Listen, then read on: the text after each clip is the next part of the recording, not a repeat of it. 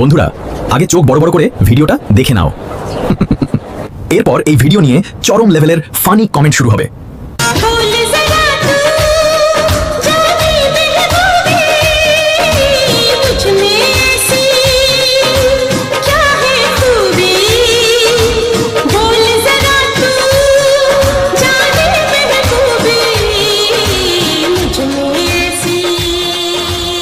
रुको जरा सबर करो। খেলা হবে, স্টেডিয়াম প্রস্তুত করতেছে। या